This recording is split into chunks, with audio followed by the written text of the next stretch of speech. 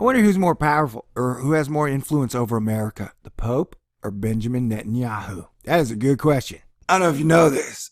Thor News is for winners, and that's why you're here. So stick around. Hit the button, baby. Party dance time.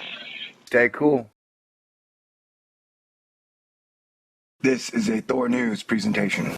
Thor News presents... Alright, would you like to know how to party with the Pope? If you're going to party with the Pope, there are specific rules you need to follow. You'll notice up here, we are at Bloomberg. The article, Rowdy U.S. Congress awaits behavioral rules on Pope visit. Now, this article was written back in the day. But hey, it's very apropos, up to the minute, up to the moment. Let's find out the rules Congress had to learn to get ready for their visit with the most famous celebrity on the planet. Now, I am a Christian, but technically I'm a Norse Christian Jedi, which is non-denominational, I guess. And now I'm not anti-Catholic. I know that a lot of Catholics I've known are really cool people.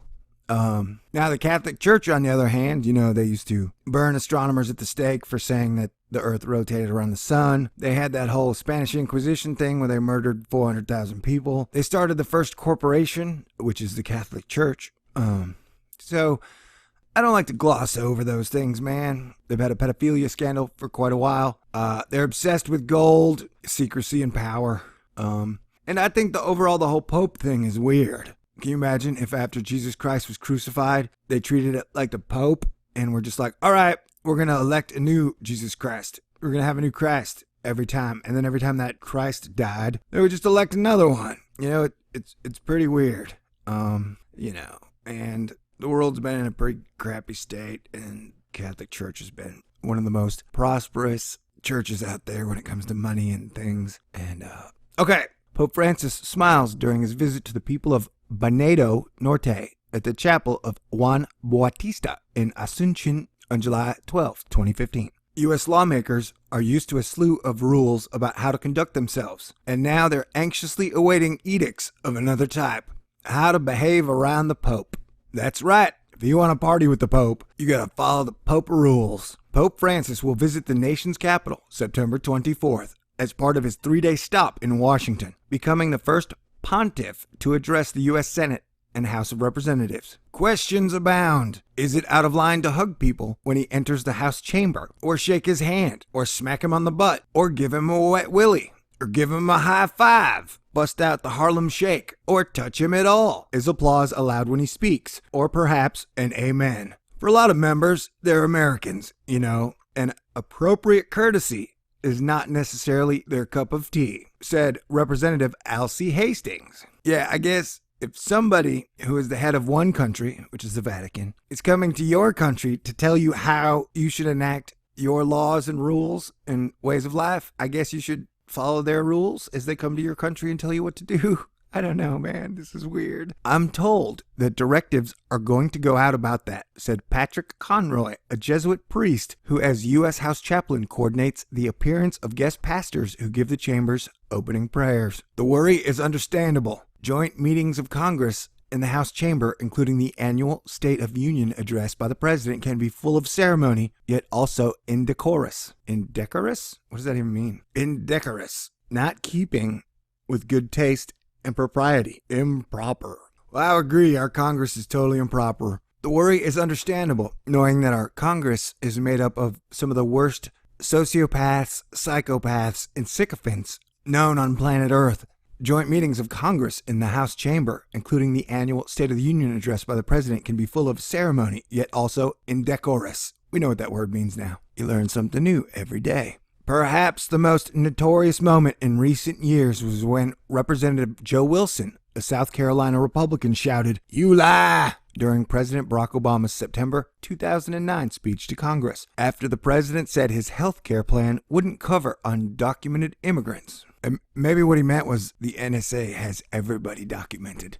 No one is expecting that kind of outburst directed to the Pope, but he won't exactly be preaching to the choir either. The Pew Research Center estimates about 1/3 of the members of the 114th Congress identify as Catholics. Wow. Boner's invitation. That sounds nasty. House Speaker John Boehner, an Ohio Republican and himself a Catholic. Oh, that makes sense now.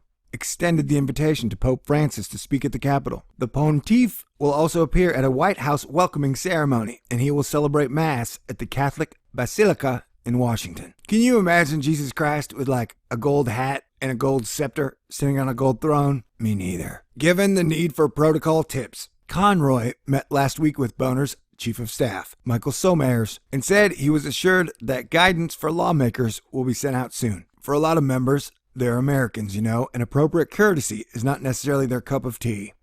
What Americans drink tea from cups, lady? You know, have you ever been to America? I guess Florida. That's kind of like America, right? Just kidding, Floridians. He noted that some lawmakers arrive in the House chamber hours before presidential speeches to grab ass and grab aisle seats so they can be spotted for a few seconds with the commander-in-chief. So then, what is proper behavior for a lawmaker based on the advice of Catholic Church experts and past State Department protocol guidance? Here's some advice to lawmakers about the Pope's visit. Appropriate dress. The rules are basic. Wear dark colors. For women, sleeves should cover the shoulders and elbows, and hems should fall below the knees. Oh, what? Why you gotta cover the elbow, man? What's wrong with the freaking elbow? Just wear a burqa. The black burqa. It seems like that would cover it. What about for dudes? Do dudes have to cover their elbows? Maybe Congress would be cooler if they wore shorts all the time.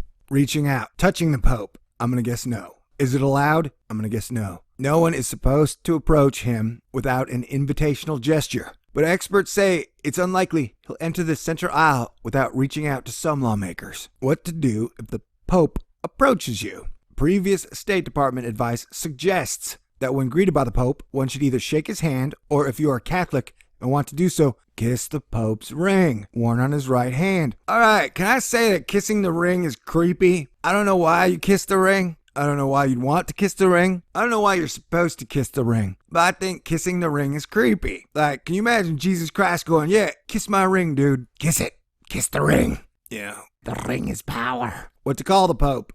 This is pretty clear. He should be addressed as Your Holiness or Holy Father. President George W. Bush was criticized during a visit to the Vatican in 2007 for calling Pope Benedict XVI Sir several times. Wait, was Pope Benedict the one that looked like Emperor Palpatine? I can't remember. There's so many popes, it's hard to tell them apart, man. I'm so glad there was only one Jesus Christ. Standing ovations. These are a staple of the State of the Union addresses. Still, for the Pope's speech, standing and clapping would be viewed as tacky. Sit respectfully. If I were asked, my advice would be, please sit respectfully as if you were in church, and as if you were in a Catholic church. We in the Catholic Church don't go, amen, brother. We don't do that, Conroy said. Amen, brother. Okay.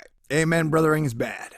But isn't the Pope our brother? Isn't the Pope our brother? Expressing displeasure with the speech. Not a good idea. If you do, you're gonna go to hell. Booing, shouting, or waving a banner is discouraged. Lawmakers should sit still and keep quiet during the speech. They dare not want to offend the one and only true Church of God. I was kidding. I know the Catholic Church says that they're the only Church of God and the only way to heaven, but I don't believe that, man.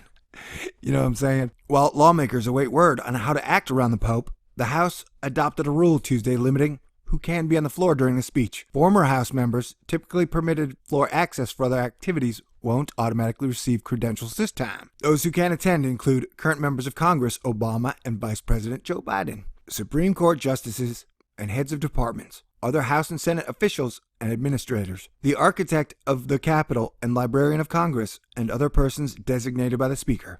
Inherently cantankerous. Representative David Schweikert, an Arizona Republican and a Catholic, said he is optimistic that the Pope's visit to Congress will be incident-free. The House may be an inherently cantankerous institution, said Schweikert.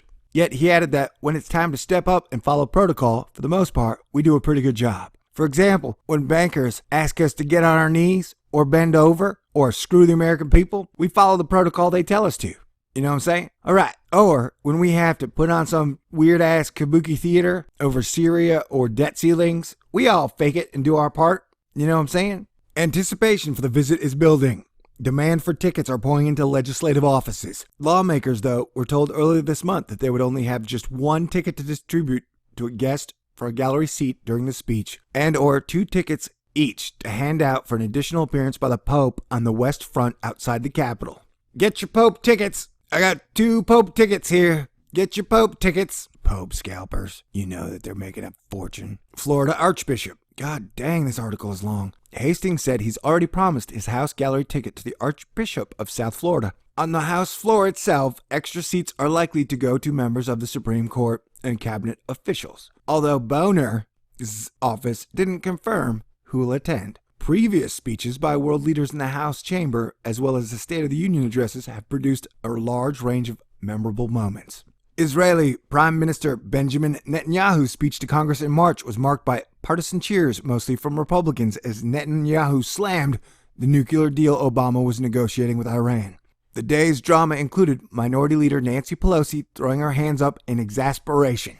Other cringe-producing episodes include former Republican President Michelle Bachmann of Minnesota grabbing Bush's shoulder, planting a big kiss on his cheek, and then hanging on as he sought to make his way out of the House chamber following his 2007 State of the Union speech. I wonder who's more powerful, or who has more influence over America, the Pope or Benjamin Netanyahu? That is a good question. A Vatican official who didn't want to be identified so that he could speak candidly said the U.S. bishops are probably helping Boner's office develop guidelines for U.S. lawmakers. The rules are more strict when someone comes to the Vatican, he said.